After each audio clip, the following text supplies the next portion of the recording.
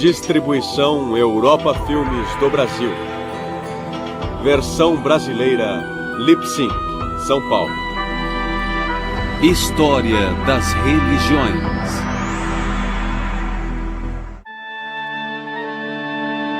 Judaísmo. Shalom, Tovah Uvracha, Chen Vachesed V'Rachmim, Aleinu V'al Kol Yisrael Amecha. Dai paz, bondade, bênçãos, benevolência, clemência e compaixão a nós e a todo o seu povo, a casa de Israel.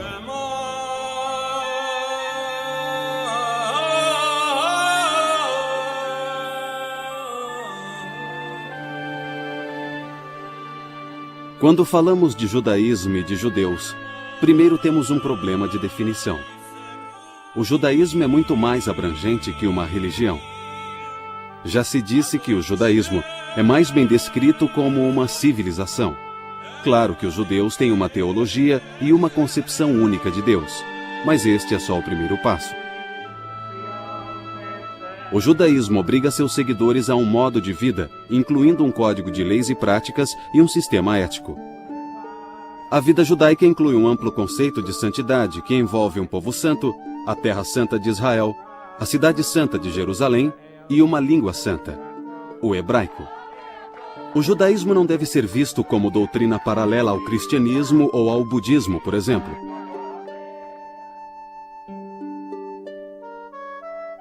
Em grande parte de sua história, o judaísmo foi um sistema amplo de teologia, leis, ética e costumes, tudo para um povo especial, com um idioma especial e uma querida terra natal.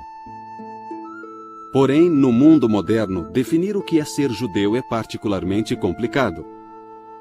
O judaísmo tornou-se pluralista. Boa parte dele corresponde ao significado tradicional da palavra religião, mas uma parte não será identificada como religião aos olhos de muitos não-judeus. Ao embarcarmos nessa jornada, estejamos prontos para explorar áreas que aparentemente são componentes incomuns da religião, mas que são partes intrínsecas da tradição única do judaísmo.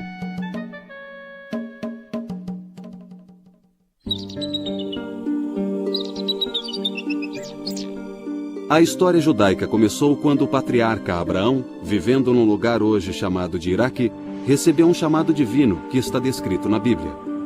O Senhor disse a Abraão: deixa tua terra, teus parentes e a casa do teu pai, e vai para a terra que te mostrarei, e farei de ti uma grande nação, e te abençoarei, e engrandecerei teu nome, e serás uma bendição. Abraão, pai do povo judeu, teve uma das maiores inspirações humanas. A história do povo judeu começou quando Abraão compreendeu que só havia um Deus e que esse Deus regia todos os povos, toda a história, todas as nações, e que Deus queria que as pessoas fossem éticas e boas, e foram os descendentes de Abraão que deram origem ao povo judeu. Esse monoteísmo foi a maior contribuição judaica à humanidade e o princípio fundador do judaísmo. A Bíblia narra que Abraão fez uma aliança, um tipo de pacto ou contrato com Deus. É uma promessa de que sua família se multiplicaria como a areia dos mares e que viveria nessa terra que é regida pelo seu Deus. Eles seriam uma nação poderosa, e sua casa seria a terra de Canaã, mais tarde conhecida como a terra de Israel. Alguns séculos depois dos patriarcas, os israelitas foram escravizados no Egito.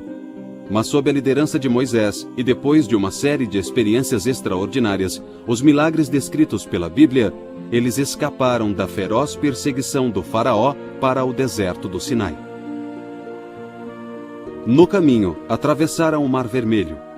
A Bíblia diz que o mar se abriu milagrosamente para que eles passassem. No Monte Sinai, Moisés recebeu de Deus a revelação básica que conduziria o povo judeu através da história. Da montanha, ele trouxe todo um código de leis e de ética, em cujo cerne estavam os 10 mandamentos.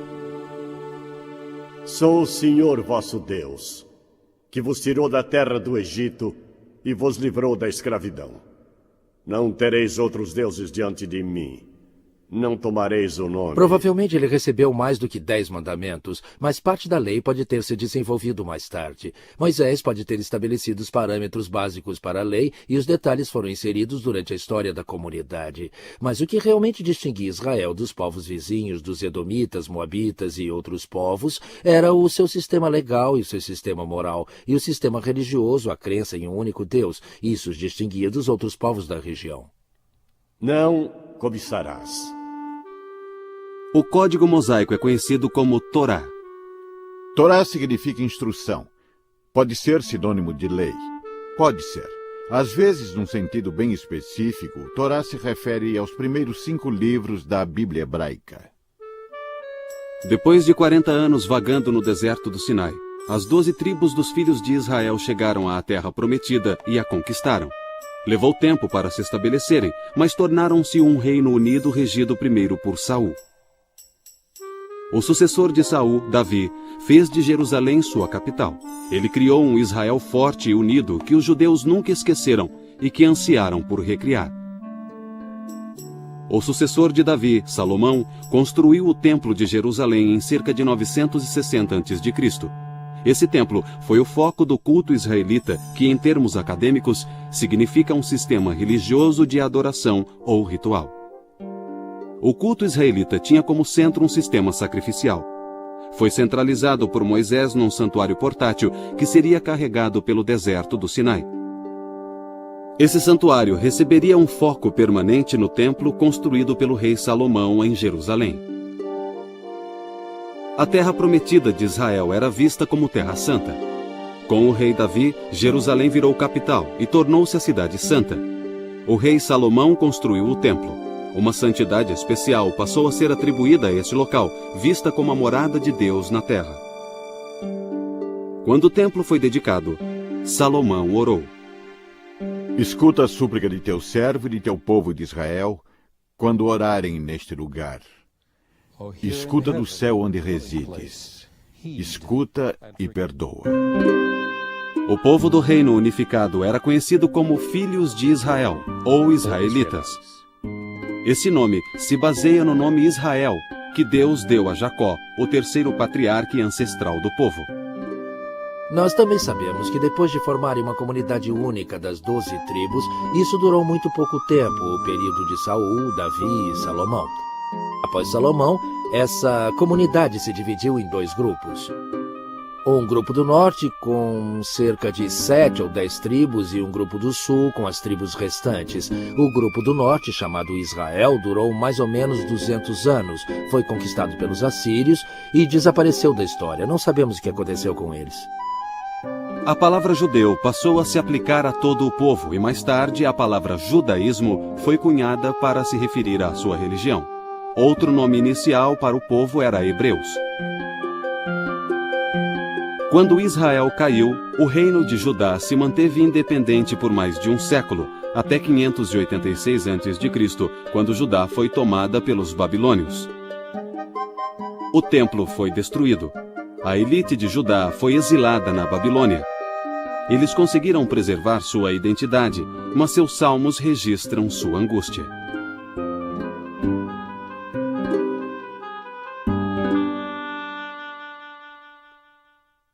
Nos canais da Babilônia, sentamos e choramos com saudade de Sião. Nos salgueiros que ali estavam, penduramos nossas harpas. Lá, os que nos exilaram pediam canções. Nossos raptores queriam alegria. Cantai-nos um canto de Sião.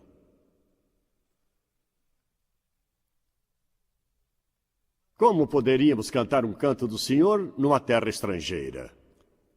Se eu me esquecer de ti, Jerusalém, que me seque a mão direita, que me cole a língua ao paladar. Caso eu não me lembre de ti, caso eu não eleve Jerusalém ao topo da minha alegria. A fidelidade judaica foi recompensada após décadas de cativeiro, quando Ciro, o rei persa que conquistara a Babilônia, permitiu-lhes voltar a Jerusalém. Os que retornaram reconstruíram o templo. Quando os sobreviventes do exílio na Babilônia voltaram e reconstruíram, no final do século VI a.C., eles fizeram o que chamamos de Segundo Templo. Esse templo sobreviveu ao longo do período romano. Os repatriados canonizaram a versão oficial do Pentateuco, os primeiros 5 livros sagrados que constituíram a Bíblia hebraica. Da época do primeiro templo até o exílio na Babilônia e entrando nos primeiros anos do segundo templo, Israel foi brindada com uma série de profetas.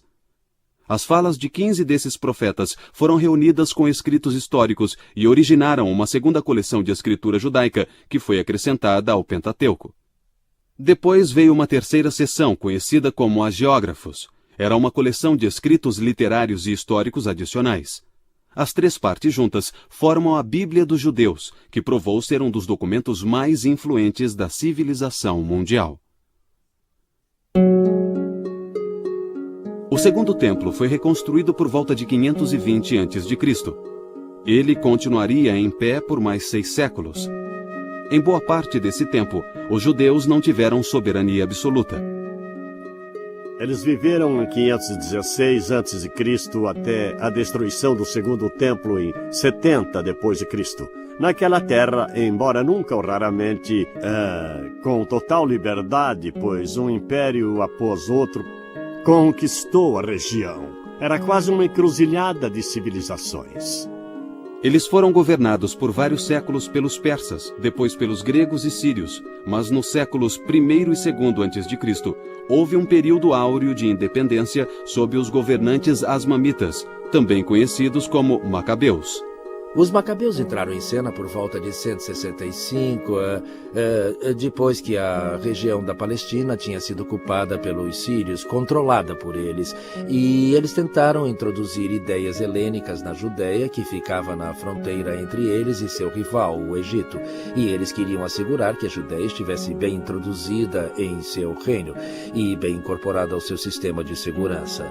Assim, introduziram várias mudanças, colocaram suas famílias no poder, infiltraram suas próprias ideias religiosas e assim por diante, a fim de assimilar a província ao resto de seu império. Esse foi o primeiro golpe que levou à revolta dos macabeus. Este seria o último período de total liberdade para os judeus por mais de 2000 anos. Terminou com a conquista da Judéia pelos romanos em 63 a.C. O último século do período do Segundo Templo foi marcado por grande intranquilidade entre os judeus, ligada à esperada chegada de um Messias que restauraria a glória do povo judeu.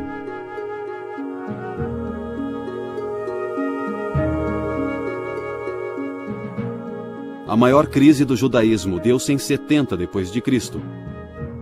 Os judeus da Palestina se rebelaram contra o governo romano. Depois de 4 anos de guerras, incluindo o cerco de Jerusalém, a rebelião foi reprimida. Jerusalém e seu templo foram destruídos. Isso marcou o final da independência judaica. Os romanos deportaram levas de judeus de sua terra, dando início ao que os judeus chamaram de seu exílio, que duraria quase 19 séculos.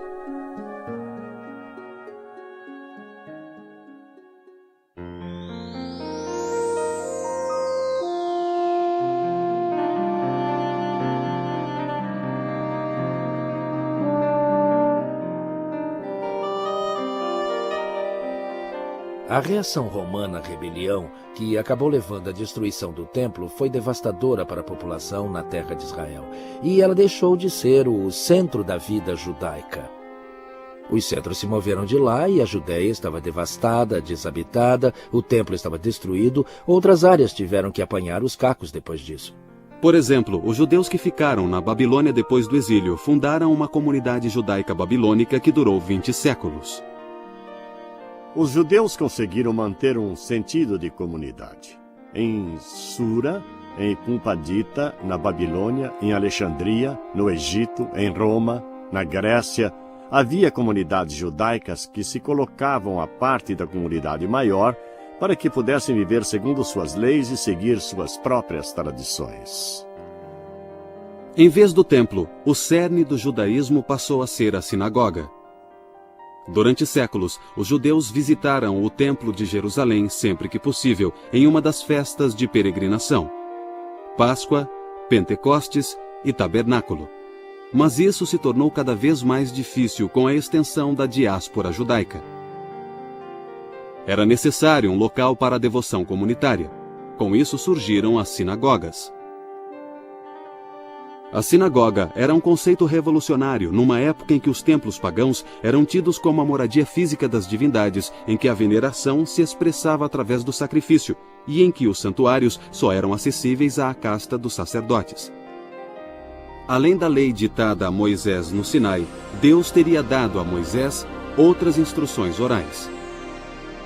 Elas foram transmitidas oralmente de uma geração à outra e continuamente expandidas, de modo que no século I depois de Cristo, essa tradição oral atingira enormes proporções. Um dos mais antigos escritos rabínicos que temos é a Mishnah. Provavelmente foi editada entre 200 e 250 depois de Cristo. Foi a primeira tentativa de explicar como utilizar a Bíblia, suas leis e regras na vida cotidiana no mundo romano.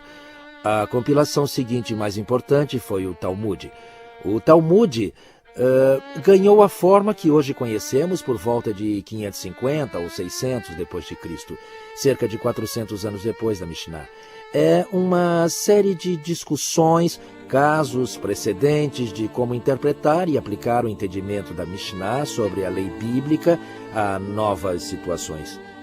O Talmud é uma obra enorme, com cerca de 3 milhões de palavras. É uma biblioteca completa, contendo um código vasto e detalhado que cobre toda a gama da vida civil e religiosa. Também contém assuntos mais leves, incluindo anedotas e lendas. Não parece ter implicações religiosas, mas sim implicações jurídicas. Isso não tem nada a ver com religião. Tem sim, pois significa que as relações entre as pessoas não serão baseadas no poder do mais forte sobre o mais fraco. Ao invés disso, serão baseadas num princípio do que é certo ou errado, conforme enunciado no resto da Bíblia. Tudo englobado, de modo geral, no não roubarás. Se não é seu, não pegue. Foi através da Torá, do Talmud e do nosso livro de orações que a comunidade judaica, onde quer que tenha existido, conseguiu se manter enquanto comunidade. Nos primeiros séculos depois de Cristo, a dispersão judaica alcançara a Arábia ao sul, a Armênia e a Pérsia ao leste e o Oceano Atlântico a oeste. Os judeus também seguiram no rastro dos exércitos romanos até o norte da Europa, onde formaram novas comunidades. Mas o triunfo do cristianismo foi uma tragédia para os judeus. A ascensão do cristianismo no século IV mudou a situação social e política dos judeus no que restou do Império Romano. Com a queda do Império Romano, a Igreja tornou-se a instituição que sobreviveu e se tornou o governo de facto que substituiu o Império Romano. Os imperadores bizantinos introduziram leis antijudaicas, que foram a base durante séculos de terríveis perseguições. Essas leis visavam isolar e humilhar os judeus e tornar ilegal sua ligação próxima com a sociedade cristã. Com o passar dos séculos, a Igreja criou leis cada vez mais duras contra os judeus. Eles eram marcados como párias e sofreram constantes discriminações. Os judeus eram obrigados a usar trajes ou insígnias especiais. Estavam sujeitos a ataques, expulsões e massacres.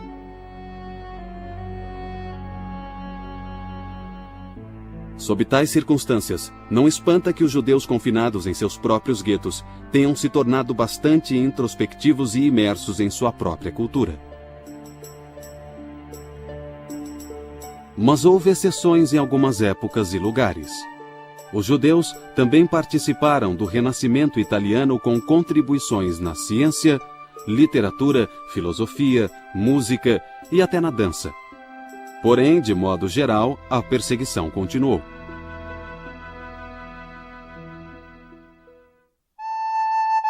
O judaísmo sempre teve um elemento básico de otimismo. Os judeus não acreditaram no pecado original e depois do exílio tiveram certeza de que Deus traria o seu povo de volta à sua terra a salvo de seus perseguidores. O profeta Jeremias previra esse resultado. Eu mesmo reunirei o meu rebanho disperso em todas as terras para onde os levaram, e os trarei de volta ao aprisco, e eles darão frutos e se multiplicarão. Por todo esse tempo, o grande ideal da sociedade judaica foi o estudo e o homem culto. O erudito e rabino era o modelo. Os judeus introduziram uma educação universal nos dias do templo e sempre fizeram seus filhos estudarem, geralmente nas escolas talmúdicas, que floresceram em muitas comunidades. Os adultos também se debruçavam diariamente sobre o Talmud. Algumas vezes, esse estudo intensivo provocou uma reação negativa. Por exemplo, no século XVIII, um movimento pietista, o Hassidismo, rejeitou o fator intelectual da vida religiosa em favor de uma abordagem mais emocional. Os Hassidim, liderados por seu fundador, o Baal Shem Tov, o mestre do bom nome, no período medieval, quis trazer de volta ao judaísmo a celebração da vida e a alegria que sempre caracterizou a vida judaica com seus cantos e suas danças com a Torá e o sentimento de realização nessa relação com Deus. Depois das revoluções americana e francesa, os judeus deixaram de ser vistos como inferiores, sem ter direitos. Eles se tornaram cidadãos iguais. Muitos judeus passaram a questionar ensinamentos e práticas tradicionais. Surgiram novas formas de judaísmo. Uma das soluções mais influentes foi o judaísmo reformista.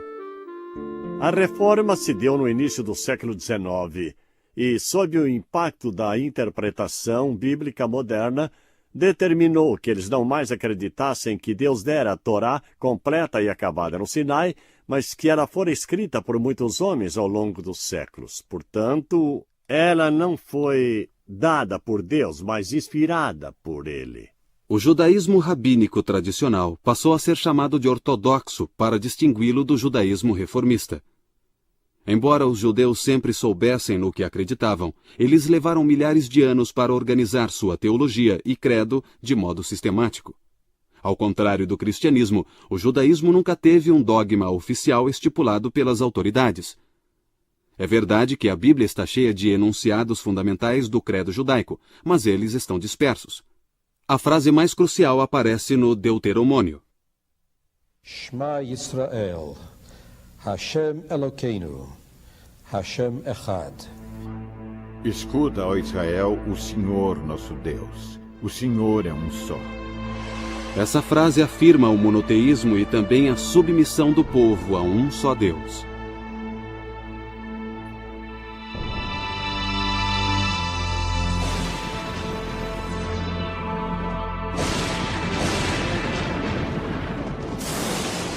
O conceito bíblico da criação tem muitas implicações importantes. O universo é visto como homogêneo, planejado e formado por uma única mente. O universo não existe por acaso, mas tem um propósito. Não houve um fator de acaso na criação da estrutura do cosmos. Cada detalhe foi divinamente planejado. Deus não se aposentou após a criação, mas continua envolvido em todos os assuntos do universo, emergindo como o Deus da história. A providência divina continuamente assegura a existência do mundo que ele poderia destruir do mesmo modo como o criou. O ser humano feito à imagem de Deus é o ápice e o propósito da criação.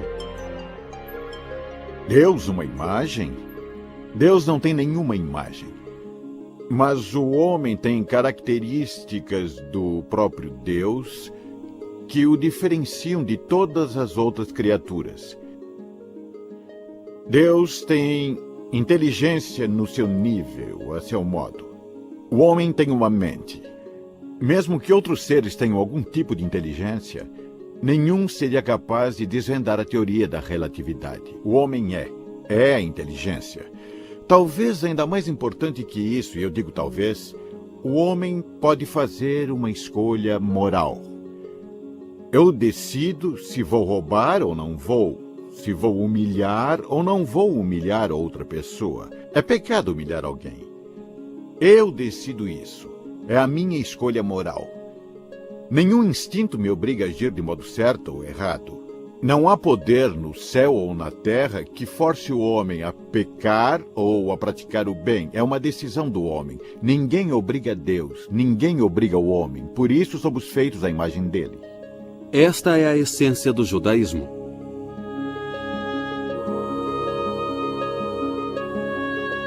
Os judeus antigos acreditavam que se seguissem a lei mosaica, estariam fazendo a vontade de Deus, e que Deus estaria ao seu lado. Na tradição judaica, os homens iam à sinagoga 3 vezes ao dia para orar e para manter um sentido de comunidade. Os rabinos exigiam um limite, um número mínimo de 10 homens reunidos para a prece, a fim de terem uma experiência completa. Isto era muito importante, que eles dependessem uns dos outros para manter essa relação de veneração com Deus. O nosso livro de orações foi composto há cerca de 25 séculos. Eles examinaram a Bíblia e encontraram expressões que são adequadas à oração. Em um lugar diz, cura-me, Senhor, e eu serei curado. Bom, aí está, é uma prece maravilhosa. Eles fizeram uma única modificação. Não cura-me, mas cura-nos. Não eu serei curado, mas nós seremos curados. Essa ideia cria a dependência. Uma comunidade fica para sempre, ela continua indefinidamente. Os indivíduos são substituídos, mas a comunidade segue existindo. A comunidade tem responsabilidade para com todos dentro dela. A sinagoga tradicional era o centro da atividade comunitária. Ali, o judeu vivia boa parte da vida, sonhava e comungava com Deus e com seu vizinho. A sinagoga é o foco da comunidade para os judeus. A sinagoga é essencialmente, na nossa tradição, uma casa de veneração, uma casa de estudos e uma casa de companheirismo. São esses 3 aspectos da vida da sinagoga que unem a comunidade e a mantêm unida. Anochi Adonai Elohecha, asher hotzeisicha me'eretz Mitzrayim mibeit avadim.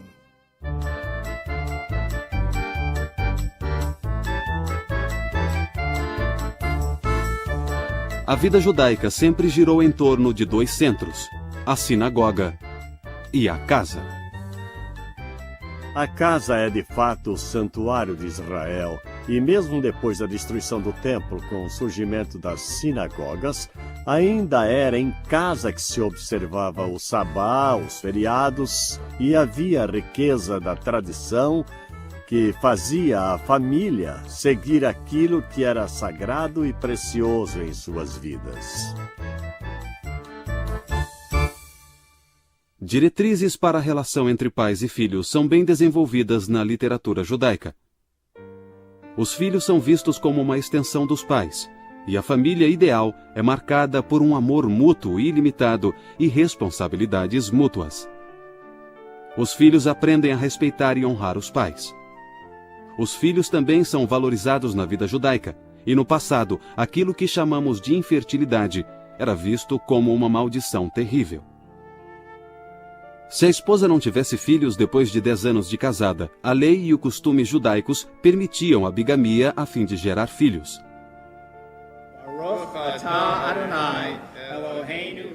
A vida judaica adquire um significado e um ritmo especiais com sua enorme variedade de festas, festividades e eventos em família. Esses eventos pontuam o ano judaico e lhe dão tempero e um caráter único. Esta é uma das maravilhas do judaísmo para mim. Ele celebra a vida dos nossos feriados e das nossas atividades diárias. Mas se me perguntarem qual é o feriado mais importante que celebramos, eu diria o Sabá. No Sabá, uma vez por semana, o judeu se dedica à sua família, à sua comunidade e a seu Deus. Nesse dia, você se afasta das preocupações e tarefas que o afligem durante os 6 dias da semana. É uma ocasião em que a família se reúne. Há uma refeição especial na sexta-feira à noite. A família relaxa ao redor da mesa de jantar e canta canções de sabá. Depois vai à sinagoga ou ao templo para o serviço religioso com a comunidade. Mas o sabá também é um período para estudar.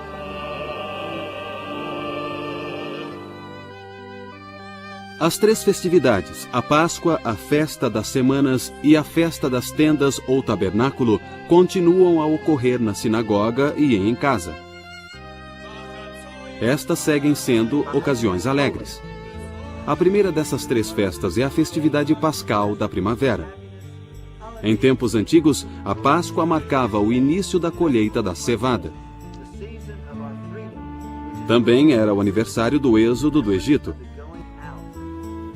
Antigamente, os peregrinos de Jerusalém na Páscoa sacrificavam e comiam o cordeiro pascal em agradecimento por esses eventos.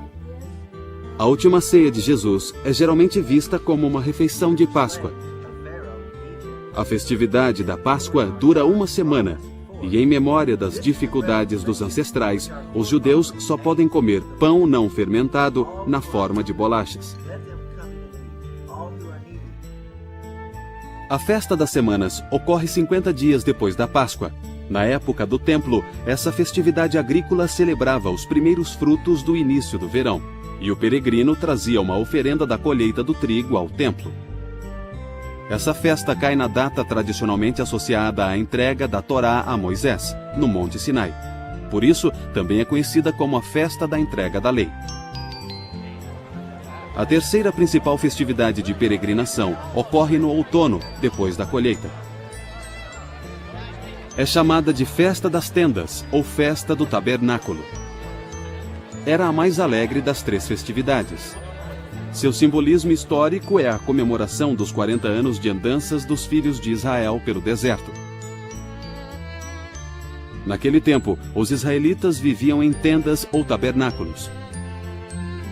Os judeus, durante a festividade, vivem em tendas, nos jardins, terraços ou telhados das casas.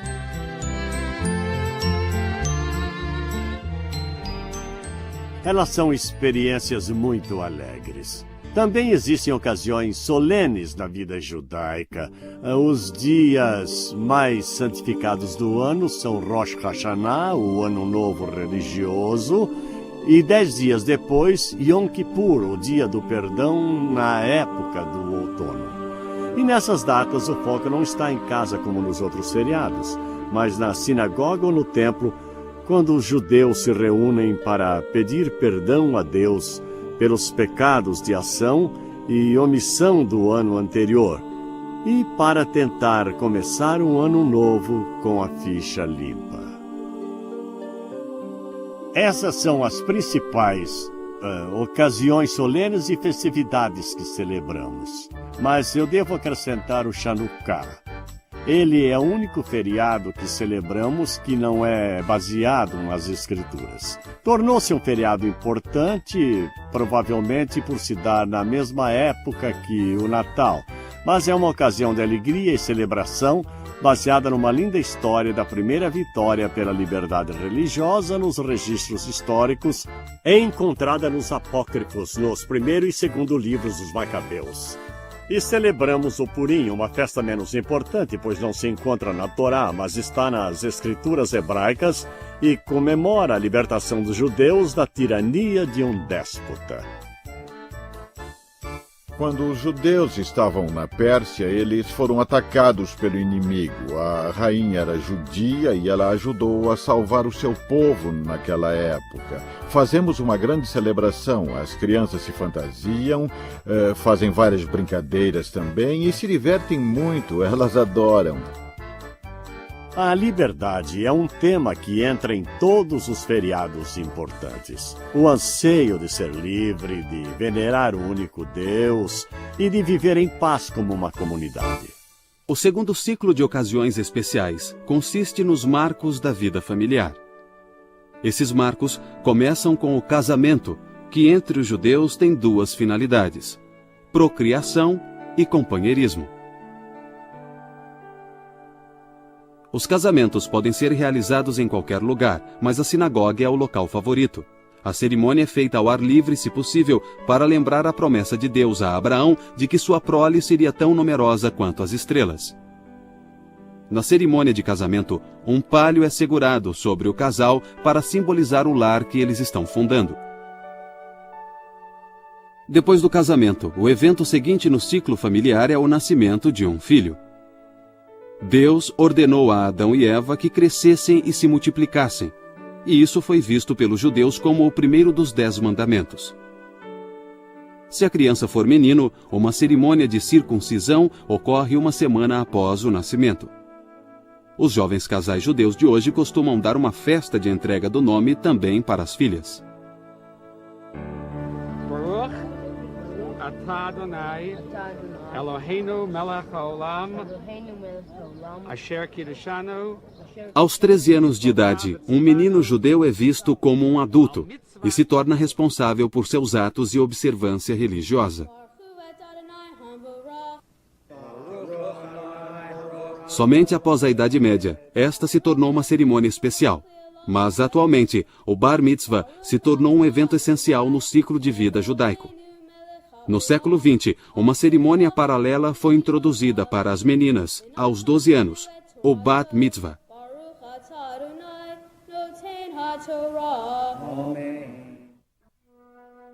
As leis judaicas para o velório são detalhadas. O enterro deve ocorrer o mais rápido possível, uma prática que reflete a origem do judaísmo num clima quente.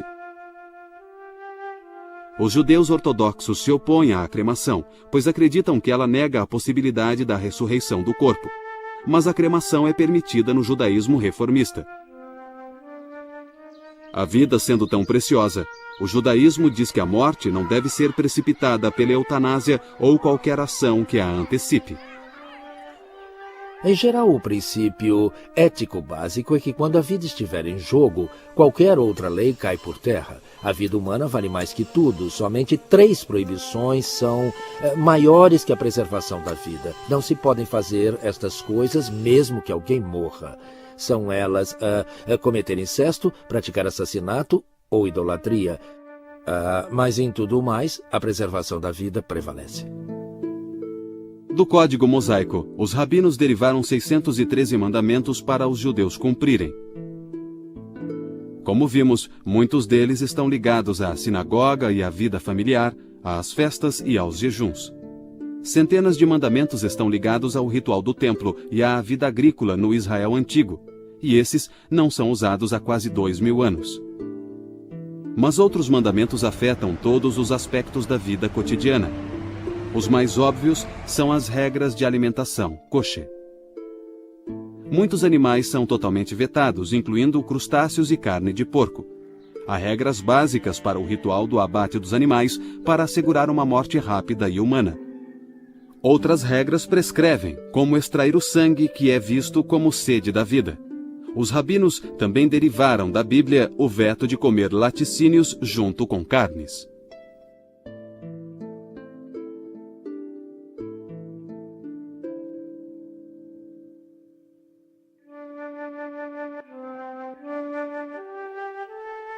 O vínculo com a Terra Santa é um fator vital do judaísmo.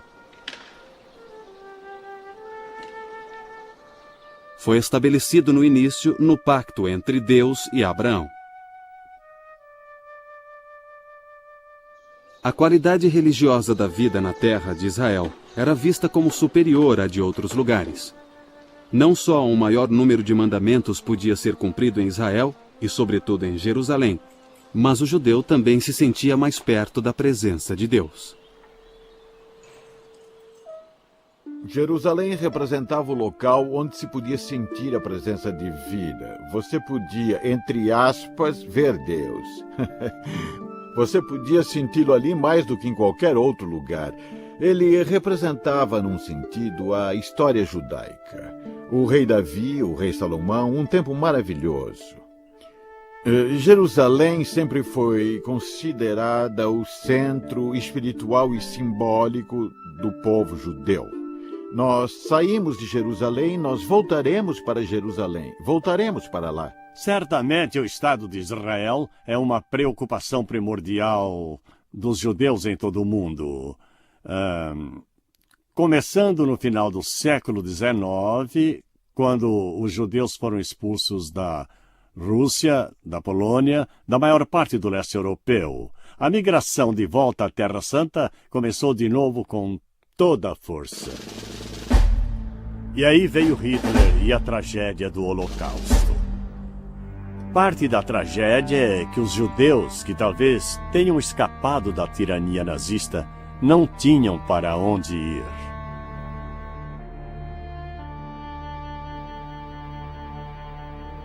Bom, na minha opinião, à medida que o Ocidente moderno tomava forma com o Renascimento que veio depois, o problema da comunidade judaica do que fazer com judeus começou a penetrar na civilização e cultura ocidentais, e isso continuou a ser um problema até o século XX. Os Estados Unidos hoje, por exemplo, em algumas regiões os judeus eram interditados até poucos anos. Pela mesma razão que os alemães nazistas mataram 6 milhões de judeus, pela única razão de serem judeus. Éramos odiados na Rússia só por sermos uma minoria e por sermos judeus. Em 1918, houve pogroms de judeus. Bandos invadiram nossa cidade e mataram, num só dia, mais de 500 pessoas. Buscavam, sobretudo, os homens. Isso foi em 1918, eu já tinha 13 anos. Ainda me lembro dessas atrocidades. Os homens jaziam nas ruas e 2 dias depois nos deram permissão para finalmente enterrá-los adequadamente. O Holocausto foi pior que qualquer outra perseguição já existente, mas teve continuidade com a ideia da segregação, dos guetos, o uso de insígnias especiais para identificar os judeus, restrições à atividade econômica. Nada disso foi original. Tudo isso teve raízes muito cedo no Ocidente. O problema dos judeus estava imbuído no Ocidente e continuou a modelar os eventos por centenas de anos até o nosso século. As igrejas ocidentais se horrorizaram ao perceber que o antissemitismo tradicional entre os cristãos e os estereótipos antissemitas criados ao longo dos anos contribuíram para uma atmosfera em que um holocausto era possível. As igrejas cristãs condenaram todas as formas de antissemitismo e logo se desenvolveu um diálogo entre judeus e cristãos. No século passado, o conceito do retorno a Sião foi transformado pelo movimento político sionista e culminou na criação do Estado de Israel em 1948. É histórico. Nós não tínhamos um país até 1948. Em 1948, finalmente recuperamos o nosso país.